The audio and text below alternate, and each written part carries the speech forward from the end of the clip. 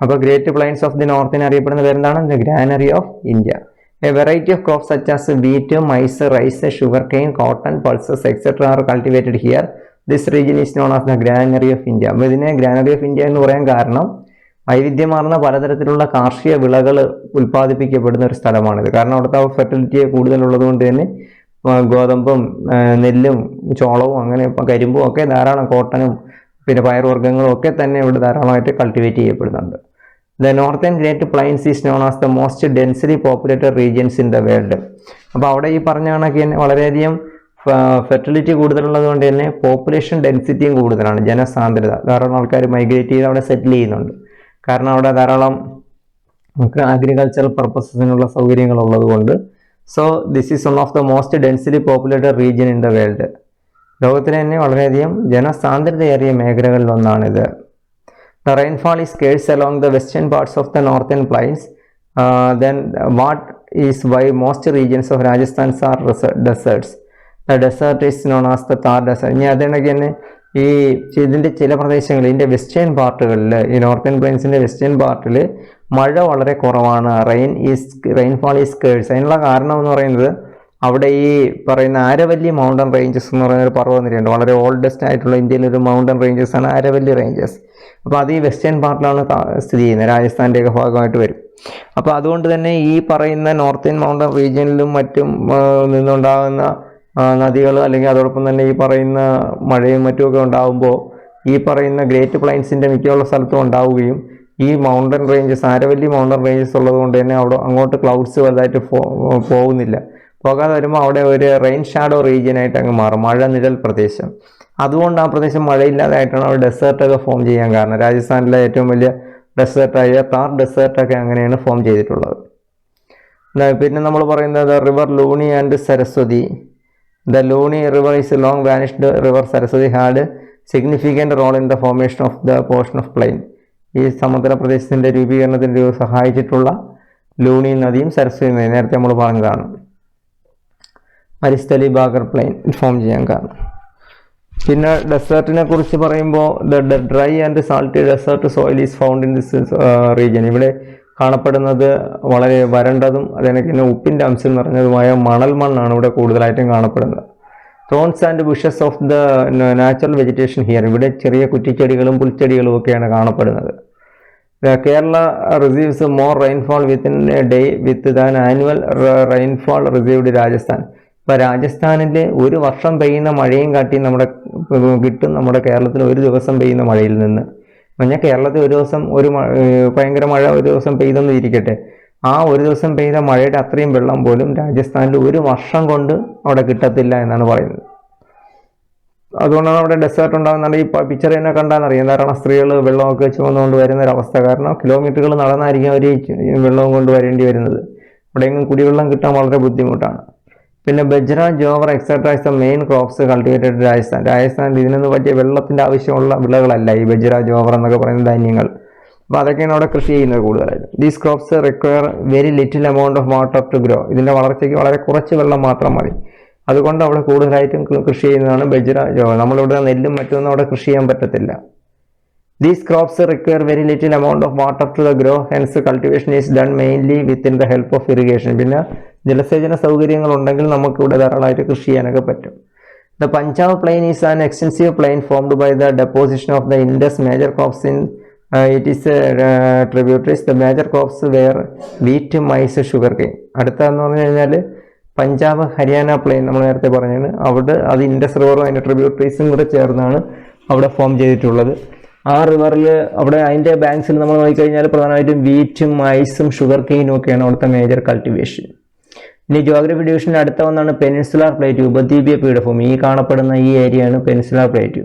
ഇതിൻ്റെ പ്രത്യേകത is one of the oldest geographical region of India. ഇന്ത്യയുടെ ഏറ്റവും പഴക്കം ചെന്ന is one of the largest geographical division of India. ഇന്ത്യയിലെ ഏറ്റവും വിസ്തൃതമായതുമായ ഭൂപ്രകൃതി വിഭാഗമാണ് ഈ പ്ലെയിൻ ഏരിയ എന്ന് പറയുന്നത്. പ്ലെയിൻ അല്ല, പെനിൻസുലാർ പ്ലേറ്റ്യൂ, ഉപദ്വീപീയ പീഠഭൂമി.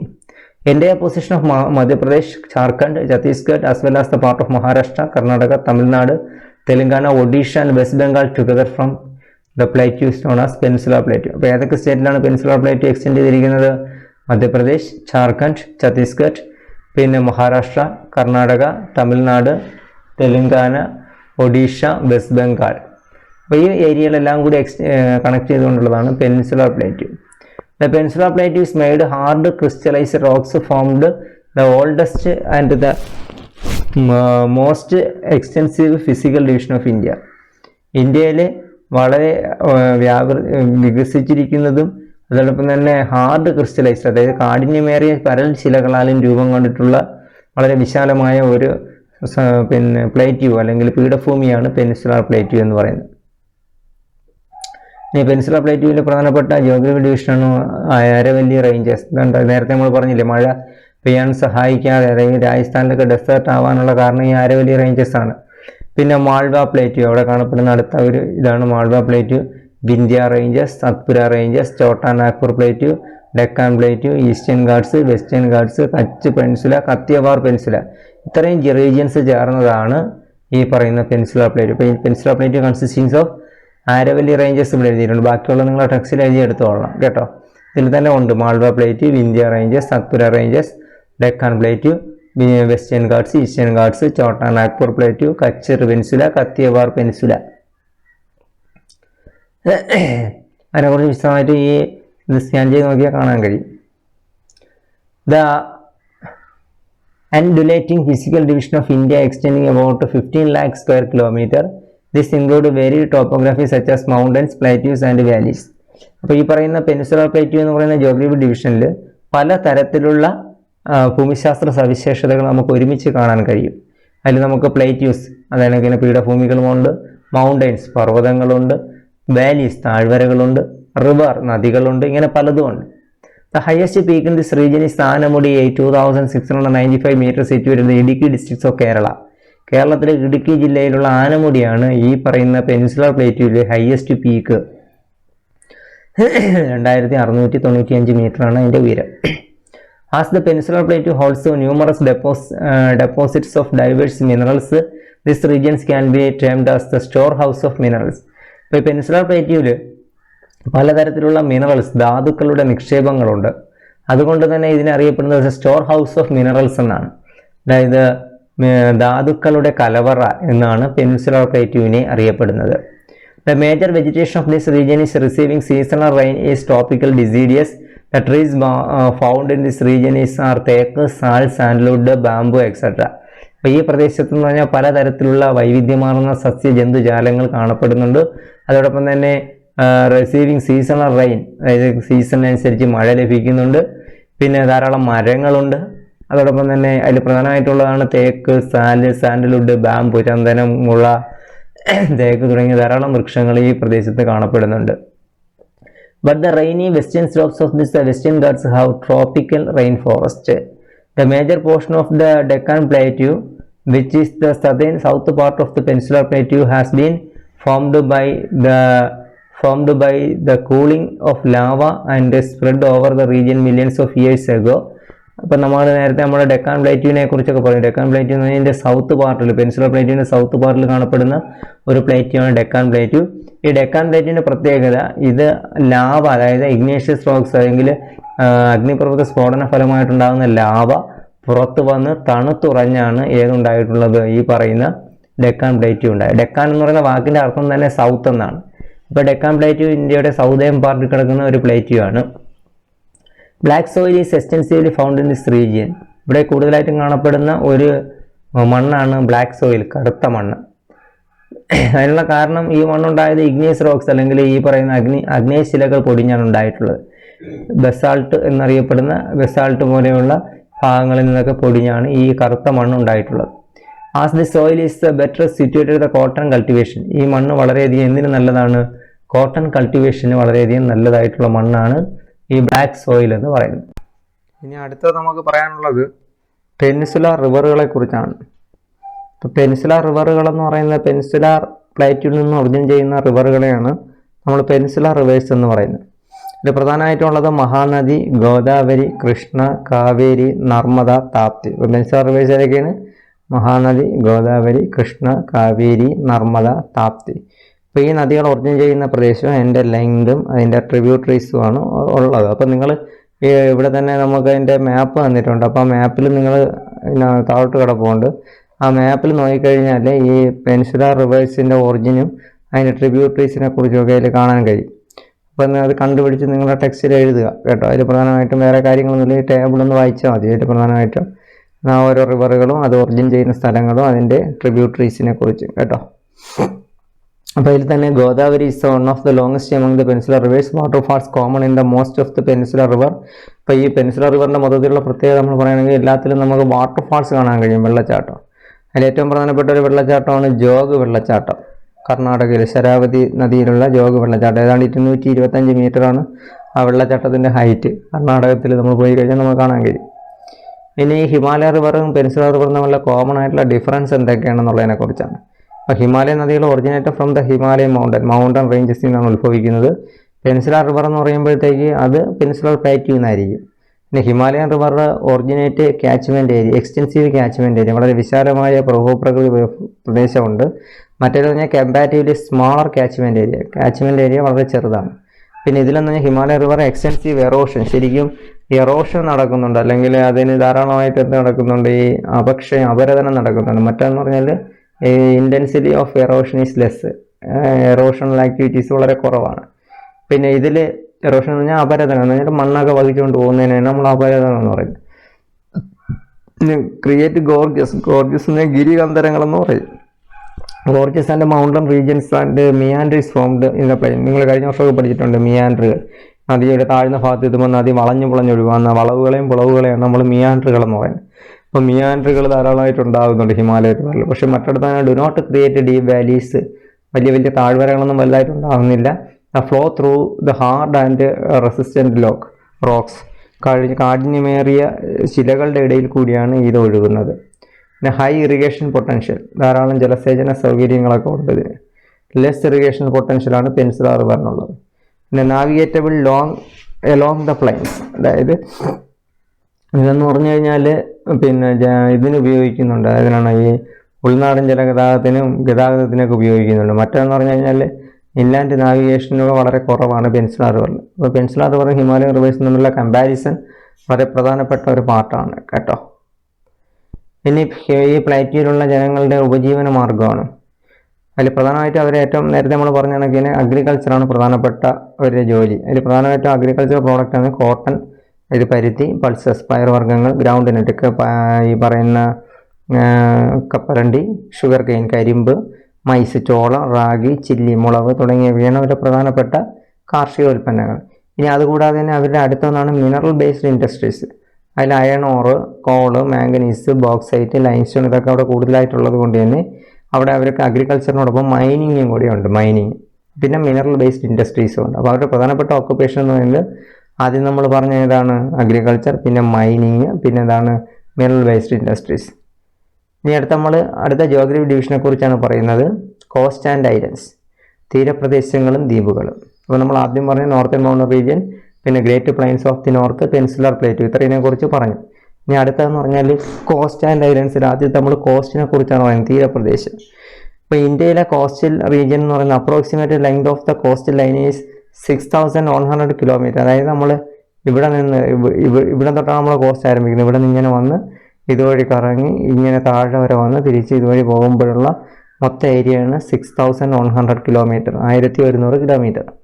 Extending from Rann of Kutch to ഗുജറാത്തിലെ റാൻ ഓഫ് കച്ച്, ഇവിടെ തൊട്ട് ഗുജറാത്തിലെ റാൻ ഓഫ് കച്ച് മുതൽ ഗംഗ ബ്രഹ്മപുത്ര ഡെൽറ്റ, ഇവിടെ ഗംഗ ബ്രഹ്മപുത്ര ഡെൽറ്റ വരെ വ്യാപിച്ചിരിക്കുന്നു. The coastal plains India can be divided two, that is western coastal plains and eastern coastal plain. ഇവിടെ തൊട്ട് ഇതുവരെ ഉള്ളതാണ് വെസ്റ്റേൺ കോസ്റ്റൽ പ്ലെയിൻ, ഇവിടം തൊട്ട് ഇവിടം വരെ ഉള്ളതാണ് ഈസ്റ്റേൺ കോസ്റ്റൽ പ്ലെയിൻസ്. അത് നമുക്ക് വെസ്റ്റേൺ കോസ്റ്റൽ പ്ലെയിൻസിനെ കുറിച്ച് നോക്കാം. Between the Arabian sea and the western ഗാട്സിനും അറേബ്യൻ സീക്കും ഇടയിലാണ് western coastal plain. From the Rann of Kutch to Kanyakumari, Rann of Kutch മുതൽ കന്യാകുമാരി വരെ വ്യാപിച്ചു കിടക്കുന്നു. കമ്പാരിറ്റീവ്ലി നാരോ, ഇതെന്ന് പറഞ്ഞാൽ വളരെ ഇടുങ്ങിയ, പടത്തിൽ നോക്കുമ്പോൾ അറിയാം വളരെ ഇടുങ്ങിയ ഒരു കോസ്റ്റൽ പ്ലെയിനാണ്. Can be divided Gujarat coast, Konkan coast and Malabar coast. ഇത്ര ഏരിയയാണ് ഗുജറാത്ത് കോസ്റ്റ്. ഇതുവരെ വരുമ്പോൾ കൊങ്കൺ കോസ്റ്റ്, ഇവിടുന്ന് താഴോട്ട് Malabar coast. Back waters and estuaries seen, അതായത് പിന്നെ ബാക്ക് വാട്ടേഴ്സ്, അതായത് ഉൾനാടൻ ഈ ഇതുണ്ടല്ലോ നമ്മുടെ ഈ കായലുകളും അതേപോലെയുള്ള സംഭവങ്ങളും പിന്നെ എസ്റ്ററീസ് അഴിമുഖങ്ങളും ഒക്കെ നമുക്കിവിടെ കാണാൻ കഴിയും. ഇനി ഈസ്റ്റേൺ ആകുമ്പോൾ ഈ പാർട്ടാണ്, ഇതിൽ കൂടെ മറ്റേതിനെക്കാട്ടും വിസ്തൃതമായിട്ടുള്ളൊരു ഏരിയയാണ്. Between Bay of Bengal and eastern Ghats. ഇവിടെ ബേ ഓഫ് ബംഗാൾ, ഈ ഭാഗത്ത് ഈസ്റ്റേൺ ഗാർഡ്സ്, ഇതിനിടയ്ക്കാണ് ഈസ്റ്റേൺ കോസ്റ്റൽ പ്ലെയിൻ സ്ഥിതി ചെയ്യുന്നത്. From the Sundarban delta region to Kanyakumari, ഇവിടെയാണ് സുന്ദർബൻ ഡെൽറ്റ വരുന്നത്. ഇവിടെ മുതൽ ഇവിടെ കന്യാകുമാരി വരെയാണ് എക്സ്റ്റെൻഡ് ചെയ്തിരിക്കുന്നത്. കമ്പാരിറ്റീവ്ലി വൈഡ്, ഇവിടെ നമ്മൾ പറഞ്ഞ നേരെയാണെങ്കിൽ ഇടുങ്ങിയതാണെങ്കിൽ ഇത് ഇവിടെ വിശാലമായിട്ടുള്ളതാണ്. ഈ പിക്ചർ നോക്കിക്കഴിഞ്ഞാൽ അറിയാൻ കഴിയും. Can be divide north Circars plains and Coromandel coast. ഇവിടെ ഇതിനെ നമ്മൾ രണ്ടായിട്ട് തരംതിരിക്കുന്നത്, നോർത്തേൺ സിർക്കാസ് ഇതുവരെ, പിന്നെ കോറമാൻഡൽ കോസ്റ്റ് ഇതുവരെ. ഡെൽറ്റ ഫോർമേഷൻ ടേക്ക് പ്ലേസ്, ഇവിടെ ധാരാളം ഡെൽറ്റ, അതിനാണ് സുന്ദർബൻ ഡെൽറ്റയൊക്കെ ഇത് വരുന്നതാണ്. ഇവിടെ ധാരാളം ഡെൽറ്റകൾ നമുക്ക് കാണാൻ കഴിയും. അപ്പോൾ ഇതാണ് വെസ്റ്റേൺ കോസ്റ്റൽ പ്ലെയിനും ഈസ്റ്റേൺ കോസ്റ്റൽ പ്ലെയിനും തമ്മിലുള്ള പ്രധാനപ്പെട്ട വ്യത്യാസം എന്ന് പറയുന്നത്. ഇനി കോസ്റ്റൽ റീജിയനിലെ ജനങ്ങളുടെ ലൈഫാണ്. അവർ ഫിഷിംഗ് ആണ് അവർ ഏറ്റവും പ്രധാനപ്പെട്ട ലൈഫ്, മത്സ്യബന്ധനം. പിന്നെ അതോടൊപ്പം തന്നെ ടൂറിസം ഉണ്ട്. പിന്നെ കോക്കനട്ടും റൈസും ഇങ്ങനെയുള്ള അഗ്രികൾച്ചർ ക്രോപ്സും ഉണ്ട്. ഇതൊക്കെയാണ് ഒരു പ്രധാനപ്പെട്ട അവരുടെ ഓക്കുപ്പേഷൻ എന്ന് പറയുന്നത്. ഇനി അടുത്തത് നമ്മൾ ഐലൻഡുകളെ കുറിച്ചാണ് പറയുന്നത്. The Lakshadweep island situated the Arabian sea at the dense about. നമുക്ക് പ്രധാനമായിട്ടും ഇതിൽ പറയുന്ന രണ്ട് ഐലൻഡുകളെ കുറിച്ചാണ്. ഒന്ന് ലക്ഷദ്വീപ് ഐലൻഡും പിന്നെ ആൻഡമാൻ ആൻഡ് നിക്കോബാർ ഐലൻഡുകളെ കുറിച്ചാണ് പറയുന്നത്. അതിൽ ആദ്യം നമ്മൾ ലക്ഷദ്വീപിനെ കുറിച്ചാണ് പറയുന്നത്. അപ്പോൾ Lakshadweep island is situated the Arabian sea. Arabian സീയിലാണ് ലക്ഷദ്വീപ് ഐലൻഡ് സ്ഥിതി ചെയ്യുന്നത്. Is a distance of about 300 kilometres off shore of Kochi. നമ്മുടെ കേരളത്തിലെ കൊച്ചിയിൽ നിന്ന് ഏകദേശം 300 കിലോമീറ്റർ അപ്പുറത്താണ്, അകലെയാണ് ഈ ലക്ഷദ്വീപ് സ്ഥിതി ചെയ്യുന്നത്. They are 36 island. ഇതിൽ 36ഓളം ഐലൻഡുകൾ ഉണ്ടെങ്കിലും ഒൺലി 11 ഐലൻഡ് ആർ ഇൻഹാബിറ്റഡ്. 11 എണ്ണത്തിൽ മാത്രമേ ജനവാസമുള്ളൂ. ഇതിൽ പ്രധാനപ്പെട്ട ഐലൻഡുകളാണ് ബംഗാരം, കടമത്ത്, മിനിക്കോയ്, കവരത്തി. ഈ കവരത്തിയാണ് ഇതിൻ്റെ ക്യാപിറ്റൽ. പിന്നെ അഗത്തി, ആന്ത്രോത്ത്, കൽപ്പേനി, അമിനിദേവി, ചെന്തിലത്ത്, ബിത്ര, കീൽത്താൻ, ഇതൊക്കെയാണ് അതിൻ്റെ പ്രധാനപ്പെട്ട ഐലൻഡ്. അതിൽ കവരത്തിയാണ് ഇതിൻ്റെ ക്യാപിറ്റൽ. ഇവിടെ മലയാള ഭാഷയാണ് കൂടുതലായിട്ട് ഉപയോഗിക്കുന്നത്. Lagoons, sandy beaches and coral reefs are specialities of the Lakshadweep island. People of depend largely on the sea for their sustenance. Agriculture is sparse here. Fishing and tourism are the major source of the income. അവരുടെയും നേരത്തെ നമ്മൾ പറഞ്ഞാൽ അഗ്രികൾച്ചറും ടൂറിസവും ഫിഷിങ്ങും ഒക്കെയാണ് അവരുടെ പ്രധാനപ്പെട്ട occupation എന്ന് പറയുന്നത്. ഇനി അടുത്ത ഒരു ഇതാണ് ബേ ഓഫ് ബംഗാൾ സിറ്റി ചെയ്യുന്ന മറ്റൊരു ഐലൻഡ് ഗ്രൂപ്പാണ് ആൻഡമാൻ നിക്കോബാർ ഐലൻഡ്. ഇതെന്ന് പറഞ്ഞാൽ ഏകദേശം 200 ഐലൻഡ് ഉണ്ട്. ഏകദേശം ആൻഡമാനിൽ തന്നെ 200 island and Nicobar is 19 islands. Most of these islands are not inhabited. മിക്കുള്ളതിലും ജനവാസമില്ല. Many of them have dense forest. ധാരാളം സ്ഥലത്ത് എന്തുകൊണ്ട് ഡെൻസ് ഫോറസ്റ്റ് ഉണ്ട്, ധാരാളം പിന്നെ ഈ പറയുന്ന നിബിഡ വനങ്ങളാണ്.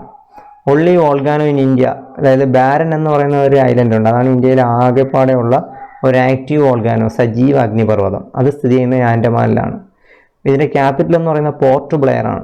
നമ്മൾ കാലാപാനി സിനിമയൊക്കെ ഷൂട്ട് ചെയ്ത സ്ഥലമാണ് port Blair. Indira point at the southern most of the Nicobar islands is considered as the southern end of India. ഇന്ത്യയുടെ ഏറ്റവും തെക്കേറ്റത്തെ മുനമ്പ് എന്നറിയപ്പെടുന്നത് ഇന്ദിര പോയിന്റ് ആണ്. അത് സ്ഥിതി ചെയ്യുന്ന ഈ ആൻഡമാൻ നിക്കോബാർ ഐലൻഡിലെ നിക്കോബാറിലാണ് കാണപ്പെടുന്നത്.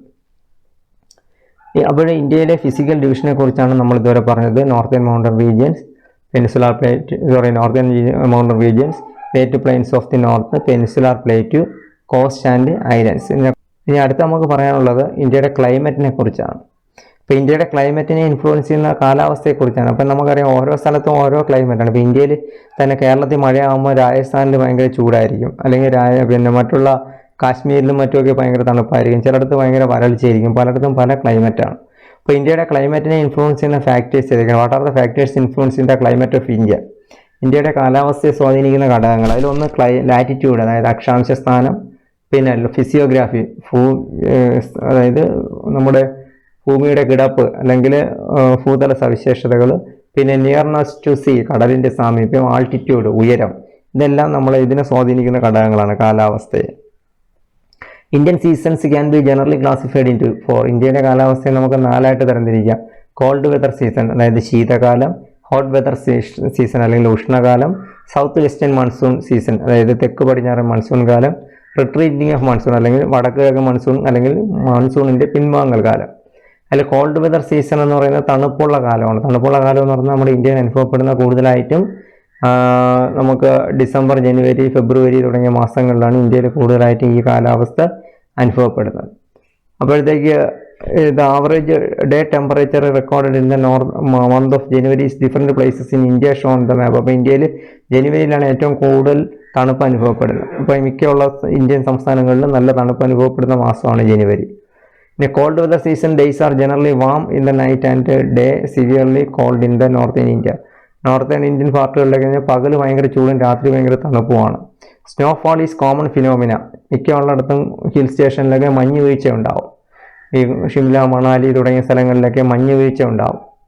The phenomena is called western disturbance. ഈ സമയത്തുണ്ടാകുന്ന ഈ മഞ്ഞ് വീഴ്ച അറിയപ്പെടുന്ന പേരാണ് വെസ്റ്റേൺ ഡിസ്റ്റർബൻസ് എന്ന് പറയുന്നത്.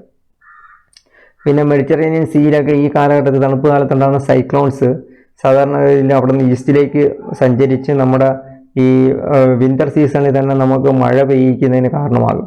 പഞ്ചാബ് തുടങ്ങിയ സ്ഥലങ്ങളിലൊക്കെ മഴ പെയ്യിക്കുന്നതിന് കാരണമാകും. അപ്പോൾ അതുകൊണ്ട് ആ സമയത്ത് ഈ തണുപ്പിൻ്റെ കൂടെ തന്നെ മഴയും കൂടെ പെയ്യുന്നതിനാണ് നമ്മൾ വെസ്റ്റേൺ ഡിസ്റ്റർബൻസ് എന്ന് പറയുന്നത്, പശ്ചിമ അസ്വസ്ഥത എന്ന് പറയും. ഇനി ചൂടുകാലം എന്ന് പറയുന്നത് നമുക്കറിയാം, മാർച്ച്, ഏപ്രിൽ, മെയ്, ജൂൺ മാസങ്ങളിലാണ് ചൂടുകാലം കൂടുതലായിട്ട് അനുഭവപ്പെടുന്നത്. അപ്പോൾ ആ സമയത്തെന്ന് പറയുന്നത് തറയൊക്കെ മുഴുവനും വിണ്ട് വരണ്ട് കിടക്കും, മഴയില്ലാതിരിക്കും. നമുക്ക് കൂടുതലായിട്ട് നമ്മുടെ കേരളത്തിലൊക്കെ വലുതായിട്ട് അനുഭവപ്പെടുന്നില്ലെങ്കിൽ നോർത്ത് ഇന്ത്യൻ സ്റ്റേറ്റിലൊക്കെ ഭയങ്കര ചൂടും അതുമായിട്ടുള്ള ബന്ധപ്പെട്ട പല പ്രശ്നങ്ങളൊക്കെ ഉണ്ടാവും. അപ്പോൾ അതിൽ ആ സമയത്ത് നമുക്ക് പ്രധാനമായിട്ടും പിന്നെ ഉണ്ടാകുന്നൊരു ഫിനോമിനയാണ് Kalbaishakhi. Kalbaishakhi is the phenomena of the heavy snore of the thunder during the western Bengal during the hot weather season. അതായത് ഉഷ്ണ സമയത്ത് വെസ്റ്റ് ബംഗാളിൽ അനുഭവപ്പെടുന്ന ഒരുതരം പിന്നെ ഭയങ്കരമായിട്ടുള്ള മഴയാണ് കാൽബൈശാഖി എന്ന് പറയുന്നത്. The roaring winds and hail stones are the characteristics of the rain. ഈ മഴയിൽ ധാരാളം ഭയങ്കരമായിട്ടുള്ള കാറ്റും മഞ്ഞ് വീഴ്ച പിന്നെ ആലിപ്പഴ വീഴ്ചയും ഒക്കെ ഉണ്ടാകുന്നുണ്ട്. ഇനി അടുത്ത തെക്ക് പടിഞ്ഞാറൻ മൺസൂൺ. നമ്മുടെ കേരളത്തിൽ ഏറ്റവും കൂടുതൽ മഴ ലഭിക്കുന്ന ഒരു മഴയാണ് തെക്ക് പടിഞ്ഞാറൻ മൺസൂൺ. അപ്പോൾ the sun is over the northern hemisphere. The northern plains regions experience intensive low pressure owing high pressure over the wind blows from the high pressure to low pressure region. This from the Indian Ocean to Indian subcontinent and the wind reflect towards the right due to the Coriolis effect to reach India south west monsoon wind. അതായത് south west monsoon എന്ന് പറയുന്നത് കൂടുതലായിട്ടും Coriolis എഫക്റ്റിൻ്റെ ഫലമായിട്ട് ഈ June, July, August മാസങ്ങളിലാണ് കൂടുതലായിട്ട് ഈ മഴ ഉണ്ടാകുന്നത്. ജൂൺ, ജൂലൈ, ഓഗസ്റ്റ്, സെപ്റ്റംബർ വരെയൊക്കെ മാക്സിമം ഉണ്ടാവും. ആ സമയത്ത് നമുക്ക് അറേബ്യൻ സീയിൽ നിന്നാണ് സൗത്ത് വെസ്റ്റ് മൺസൂൺ കാറ്റുകൾ ഉണ്ടാകുന്നത്. ഇത് ഇന്ത്യയിൽ അറേബ്യൻ സീയുടെ സൈഡിൽ കൂടെയും ഒരു ബ്രാഞ്ച് പോകും, മറ്റൊന്ന് ബേ ഓഫ് ബംഗാൾ ബ്രാഞ്ചിൽ കൂടെയും പോകും. രണ്ടും കൂടെ മുകളിൽ വെച്ച് പഞ്ചാബ് എന്ന് പറഞ്ഞ സ്ഥലത്ത് വെച്ച് കൂട്ടിമുട്ടും. ഈ പോകുന്ന വഴിക്കൊക്കെ മഴ പെയ്യിച്ചുകൊണ്ട് പോകും. കൂടുതലായിട്ടും മഴ ലഭിക്കുന്ന കേരളമുണ്ട്. കേരളം കഴിഞ്ഞിട്ട് മറ്റുള്ള സ്റ്റേറ്റുകൾ എന്ന് പറഞ്ഞാൽ കർണാടക, ഗോവ, മഹാരാഷ്ട്ര, ഗുജറാത്ത് തുടങ്ങിയ സ്ഥലങ്ങളിലും വെസ്റ്റേൺ പാർട്സിലും ഒക്കെ മഴ ലഭിക്കുന്നതിന് കാരണമാകും. പക്ഷേ ഈ സമയത്ത് രാജസ്ഥാനിൽ മഴ വളരെ കുറവാണ്. അപ്പോൾ നമ്മൾ നേരത്തെ പറഞ്ഞു ആരവല്ലി മൗണ്ടൻ റേഞ്ചസ് ഒക്കെ ഉള്ളത് കൊണ്ട് തന്നെ അവിടെ മഴ വളരെ കുറവാണ്. അതുകൊണ്ടാണ് അവിടെ ഡെസേർട്ട് റീജിയനൊക്കെ ആവുന്നത്. ഇനി റിട്രീറ്റിംഗ് ഓഫ് മൺസൂൺ, മൺസൂണിൻ്റെ പിൻവാങ്ങൽ കാലം. മൺസൂണിൻ്റെ പിൻവാങ്ങൽ കാലം എന്ന് പറയുന്നതാണ് നമ്മളതിനെ പിന്നെ ഈ വടക്ക് കിഴക്കൻ മൺസൂൺ എന്നാണ് അറിയപ്പെടുന്നത്. അതായത് വടക്ക് കിഴക്കൻ നോർത്ത് ഈസ്റ്റ് മൺസൂൺ എന്നാണ് അറിയപ്പെടുന്നത്.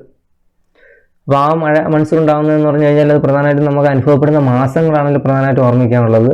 അതിൽ പ്രധാനമായിട്ടും അത് അനുഭവപ്പെടുന്ന മാസം എന്ന് പറയുന്നത് ഒക്ടോബർ, നവംബർ.